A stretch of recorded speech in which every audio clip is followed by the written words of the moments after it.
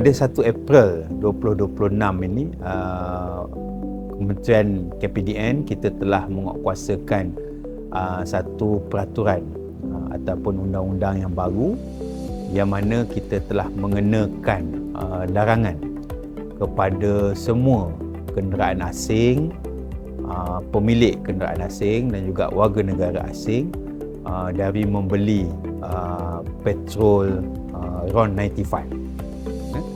Yang mana kita pun tahu petrol RON 95 yang ada di stesen-stesen minyak itu telah disubsidikan oleh kerajaan lah.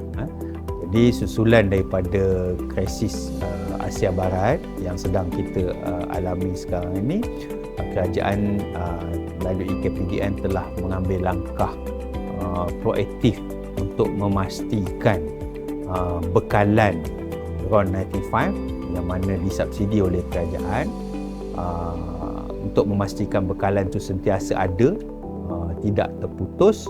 Jadi kita telah mewartakan satu perundangan, satu peraturan yang melarang sama sekali warga asing, pemilik kenderaan asing daripada membeli RON 95 di stesen-stesen minyak kita. Ya, susulan daripada konflik Asia Barat dan juga daripada pewartaan perundangan baru tadi pada 1 April, KPDN juga telah melancarkan yang kita panggil Optiris 4.0.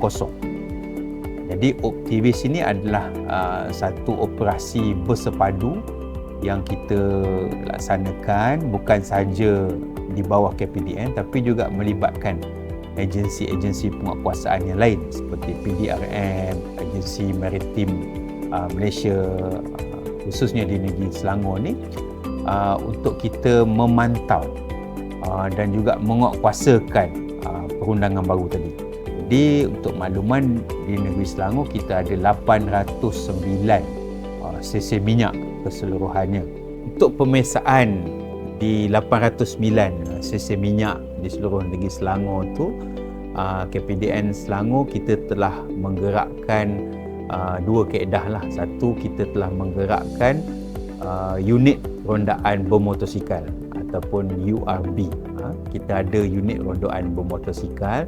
Jadi URB ni dia lebih mudah untuk dan lebih cepat untuk membuat pemeriksaan di setiap stesen minyak ni.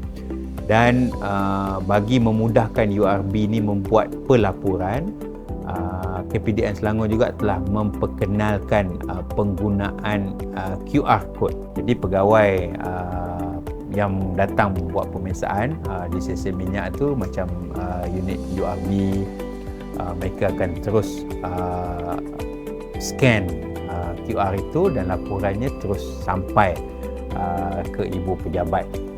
Ini memudahkan dan memastikan laporan pemeriksaan itu dapat dibuat dalam masa yang cepat dan segeralah.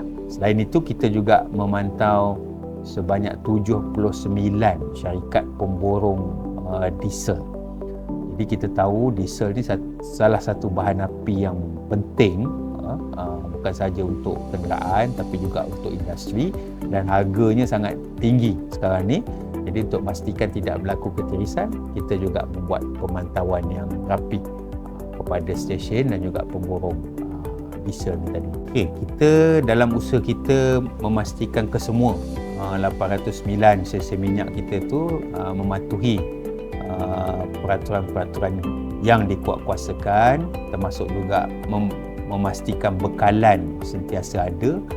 Di antara perkara-perkara yang kita akan periksa buat pemeriksaan di stesen minyak ni, yang pertama tentulah dari segi pelesenan. Pemilik stesen minyak mereka perlu mempunyai lesen yang sah dan juga mematuhi peraturan-peraturan kita. Yang kedua tu, kita nak pastikan bekalan. Bekalan stok yang ada dalam sistem mereka tu sama tak dalam simpanan tu. Sebagai contoh, kita tahu stesen minyak tu dia menyimpan stok tu di bawah tanah kan. Jadi kita akan buat pemeriksaan, kita panggil dipping lah. Sama stok itu sama tak dalam sistem. Kalau kata dalam sistem tu ada 10,000 liter, di bawah tanah tu pun kenalah ada 10,000 liter. Selain daripada tu, kita juga membuat pemeriksaan dari segi penggunaan, kita panggil pump itu sendirilah. Kita panggil apa tu, stesen minyak tu, dia kalau bahasanya island apa tu sentiasa dalam keadaan baik, ditentusahkan. Meter tu, bila ke island tu kan ada meter kan, meter tu ditentusahkan oleh KPDN dan syarikat yang dilantik untuk menentusahkan, dan juga lain-lain kita pastikan mereka ni tidak menjual diesel ataupun RON95 kepada kumpulan yang tidak dibenarkan tadilah, macam warga asing dan juga pihak industri sebagainya. Itu sebenarnya kita pun nak mengingatkan kepada semua pemain industri, syarikat yang menerima manfaat daripada dua skim ni tadilah.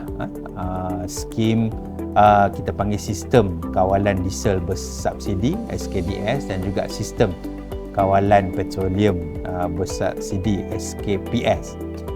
Jadi mereka yang menerima manfaat ini adalah terdiri dari macam SKDS itu ada 23 kategori kenderaan yang layak. Ada kenderaan awam, ada kenderaan barangan, yang mana mereka ni telah ditetapkan oleh kerajaan layak untuk menerima subsidi. Jadi setiap kenderaan milik syarikat yang layak mendapat manfaat di bawah kedua-dua sistem ni, SKDS dan SKPS, mereka akan dikeluarkan dengan kad. Kita panggil fleet card lah. Kerajaan baru-baru ni telah bersetuju untuk mengambil tindakan serta-merta membatalkan mana-mana syarikat industri yang menyalahgunakan fleet card ini. Jadi kita mohon kepada semua pemain industri, pemilik syarikat untuk memastikan penggunaan fleet card ini bagi mereka yang layak, khusus kepada kenderaan yang didaftarkan sahaja, dan tidak boleh ditukar milik ataupun digunakan untuk kenderaan yang selain daripada yang didaftarkan. Kita telah melaksanakan sebanyak 907 pemeriksaan di seluruh negeri Selangor. Kita telah mengambil tindakan kes sebanyak 19 tindakan kes. Tindakan kes ni mana kita telah temui semasa pemeriksaan kita tu, berdasarkan aduan dan juga rondaan kita telah temui kesalahan yang serius lah. So, kita ambil kes sebanyak 19 tindakan kes telah kita buat, dan kita telah menjalankan sitaan. Maksudnya kita menyita barangan bahan api itu, kenderaan yang membawa bahan api itu dengan nilai RM351,000 setakat 23 April. Kita suka nak mengingatkan kepada pengguna, khususnya pengguna di negeri Selangor, dalam keadaan kita berdepan dengan krisis di Asia Barat ini. Mungkin yang pertama sekali yang kita selalu ingatkan di KPDN ini, supaya pengguna tidak membuat sebarang pembelian panik lah. Bekalan bahan api khususnya mencukupi pada masa ini, dan pemantauan yang rapi pun kita laksanakan setiap hari. Kita telah gerakkan pegawai-pegawai kita hampir 24 jam sebenarnya untuk memastikan bekalan mencukupi. Dan yang kedua tu, kita juga mohon supaya pengguna mengoptimumkanlah penggunaan bahan api. Sebaiknya menggunakan bahan api dengan cekap, jimat, merancang perjalanan. Dan khusus untuk pengusaha sesi minyak, KPDN juga ingin menegaskan, macam yang saya sebut tadi, kita melaksanakan pemantauan rapi setiap hari. Jadi pengusaha-pengusaha sesi minyak perlulah memastikan mereka juga sentiasa mematuhi peraturan-peraturan kita tetapkan.